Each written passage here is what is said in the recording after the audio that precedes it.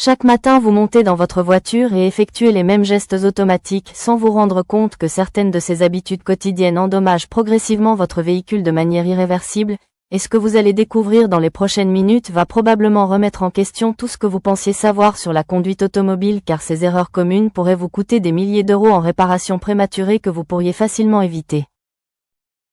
La première habitude destructrice que pratiquement tous les conducteurs ont adoptée concerne la manière dont vous démarrez votre voiture le matin et les premières secondes qui suivent l'allumage du moteur.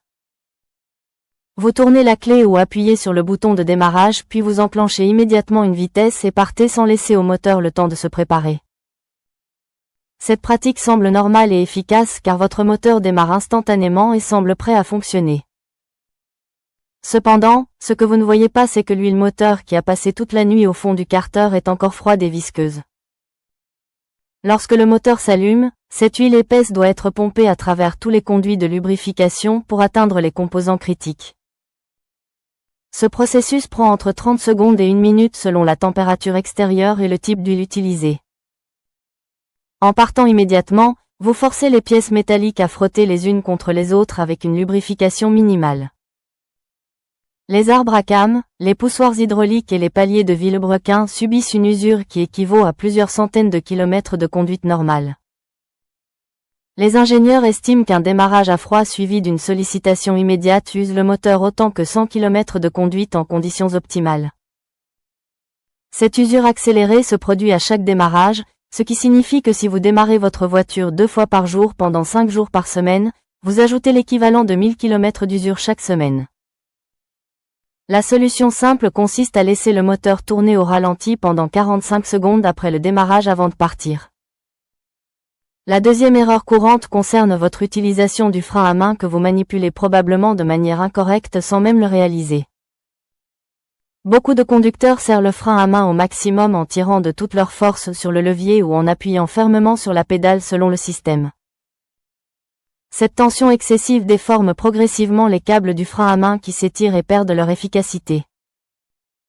Sur les véhicules équipés de freins à disque arrière, un frein à main trop serré maintient les plaquettes en pression contre les disques pendant des heures. Cette pression constante peut créer des points de contact qui déforment légèrement les disques et provoquent des vibrations au freinage. De plus, si vous laissez votre véhicule stationner pendant plusieurs jours avec le frein à main très serré, les plaquettes peuvent littéralement se coller au disque.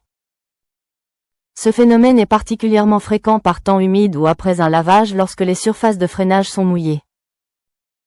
À l'inverse, ne pas serrer suffisamment le frein à main oblige la boîte de vitesse à retenir tout le poids du véhicule sur les pentes. Cette charge constante use prématurément le cliquet de stationnement et peut même endommager les engrenages internes de la transmission. La technique correcte consiste à serrer le frein à main fermement mais sans forcer excessivement, juste assez pour sentir une résistance claire. Sur une pente, vous devriez enclencher une vitesse en complément du frein à main pour répartir la charge entre les deux systèmes. La troisième habitude dommageable concerne la façon dont vous utilisez votre embrayage sur les véhicules à transmission manuelle. L'erreur la plus courante consiste à laisser le pied sur la pédale d'embrayage pendant la conduite même sans appuyer complètement. Ce simple contact avec la pédale applique une légère pression sur le système hydraulique qui pousse légèrement le mécanisme de débrayage. Cette pression minime mais constante maintient le roulement de butée en contact avec le diaphragme du mécanisme d'embrayage. Ce contact permanent use prématurément le roulement qui n'est conçu pour fonctionner que lors des changements de vitesse. Un roulement de butée usé commence à faire du bruit puis finit par se gripper complètement, nécessitant le remplacement complet de l'embrayage. Cette réparation coûte généralement entre 800 et 1500 € selon le modèle alors qu'elle aurait pu être totalement évitée. Une autre erreur fréquente consiste à maintenir l'embrayage enfoncé pendant de longues périodes à un feu rouge ou dans les embouteillages. Cette pratique use non seulement le roulement de butée mais fatigue également votre jambe gauche inutilement. La technique correcte consiste à mettre la boîte au point mort et relâcher complètement la pédale d'embrayage lors des arrêts prolongés. La quatrième erreur destructrice concerne votre manière de gérer les arrêts et les redémarrages dans la circulation urbaine dense. Beaucoup de conducteurs coupent le moteur à chaque feu rouge ou dans les embouteillages en pensant économiser du carburant et protéger l'environnement. Cette intention louable crée malheureusement une contrainte mécanique énorme sur le démarreur et la batterie qui ne sont pas conçus pour des cycles si fréquents. Un démarreur traditionnel est prévu pour effectuer environ 50 000 démarrages durant toute sa vie. Si vous effectuez 20 arrêts redémarrage par jour pendant 5 jours par semaine, vous atteignez cette limite en seulement 2 ans au lieu de 10 ans. Le remplacement d'un démarreur usé coûte entre 300 et 600 € selon le modèle et l'accessibilité du composant. De plus, chaque démarrage consomme une quantité importante d'énergie de la batterie qui doit ensuite être rechargée par l'alternateur. Ces cycles de décharge répétés réduisent la durée de vie de la batterie de moitié par rapport à une utilisation normale. Les systèmes start-stop modernes sont spécifiquement conçus pour gérer ces cycles avec des démarreurs renforcés et des batteries AGM spéciales. Si votre véhicule n'est pas équipé d'un système start-stop d'origine, couper manuellement le moteur au feu rouge causera plus de dommages que d'économies.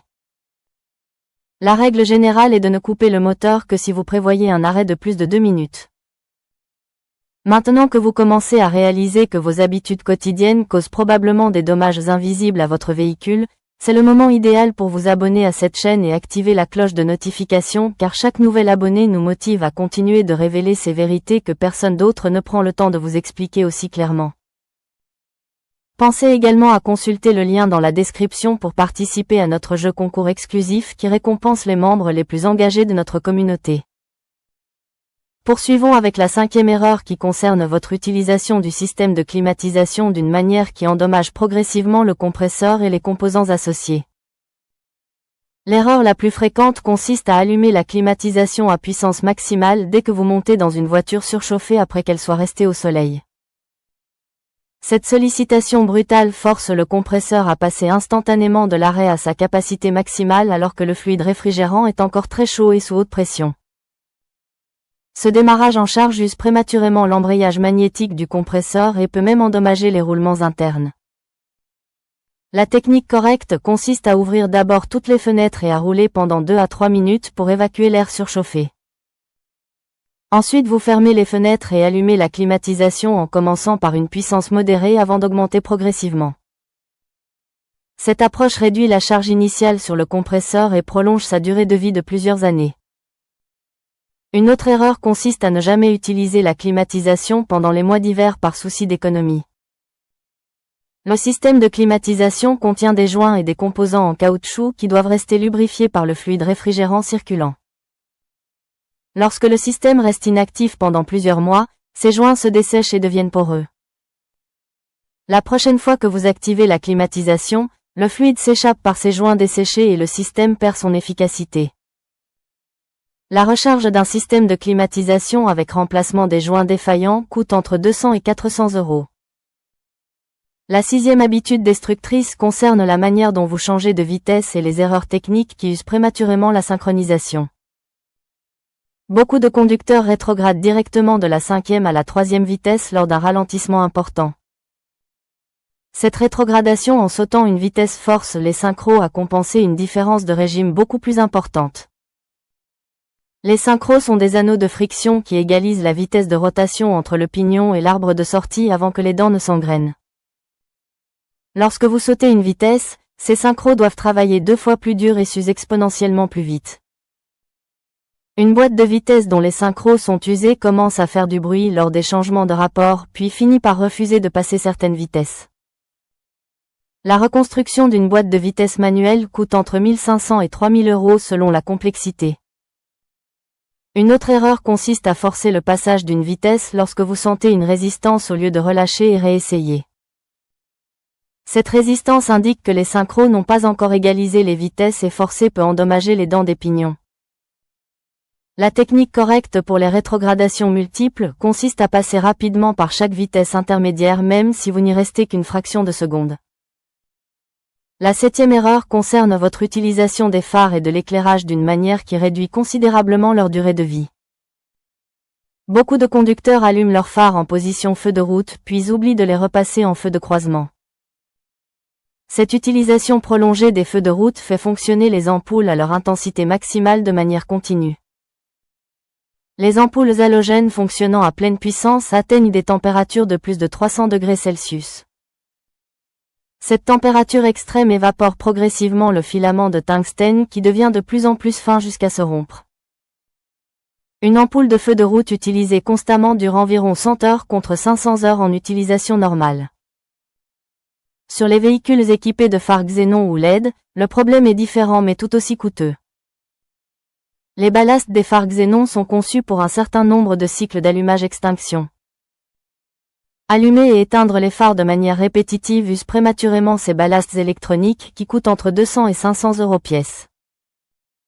La règle simple consiste à n'utiliser les feux de route que sur route dégagée et à toujours les repasser en croisement dès qu'un véhicule approche. La 8e habitude dommageable concerne la façon dont vous négociez les ralentisseurs et les obstacles routiers sans protéger votre suspension. Beaucoup de conducteurs passent les dos d'âne et les nids de poule à vitesse normale sans ralentir suffisamment.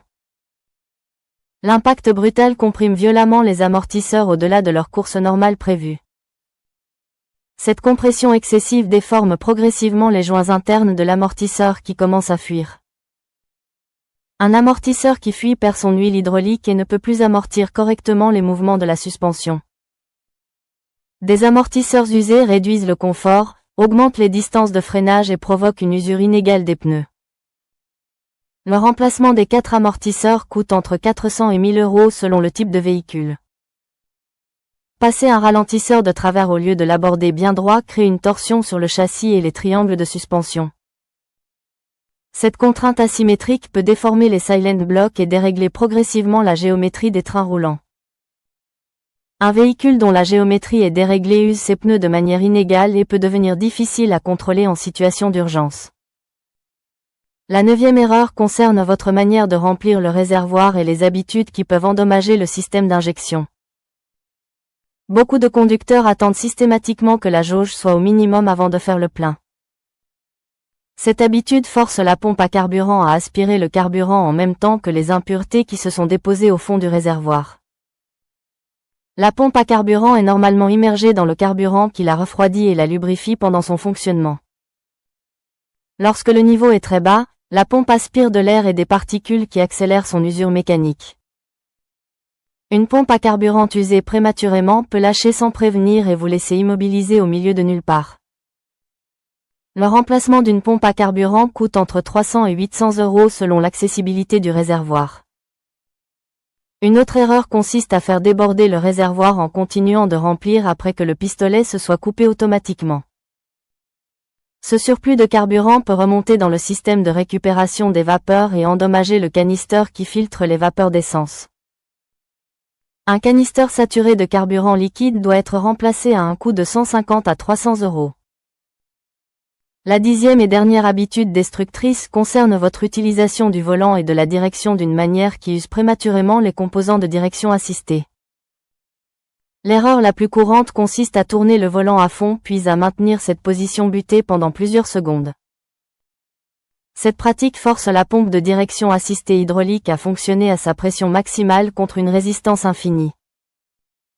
La pompe chauffe excessivement et le fluide hydraulique se dégrade rapidement sous l'effet de ces pics de température répétés. Une pompe de direction assistée usée commence à faire du bruit puis perd progressivement sa puissance d'assistance. Le remplacement d'une pompe de direction assistée coûte entre 400 et 800 euros sans compter la purge du système. Une autre erreur consiste à braquer les roues alors que le véhicule est complètement immobile lors des manœuvres de stationnement. Cette technique use prématurément les pneumatiques par abrasion et crée des contraintes énormes sur les rotules de direction. La méthode correcte consiste à faire rouler légèrement le véhicule même à vitesse minimale pendant que vous tournez le volant. Maintenant vous connaissez les 10 habitudes quotidiennes les plus destructrices que pratiquement tous les conducteurs ont adoptées sans réaliser leurs conséquences à long terme, et simplement en modifiant ces comportements automatiques vous pouvez facilement prolonger la durée de vie de votre véhicule de plusieurs années tout en évitant des réparations coûteuses qui auraient semblé inévitables mais qui résultent en réalité de ces petites erreurs accumulées jour après jour.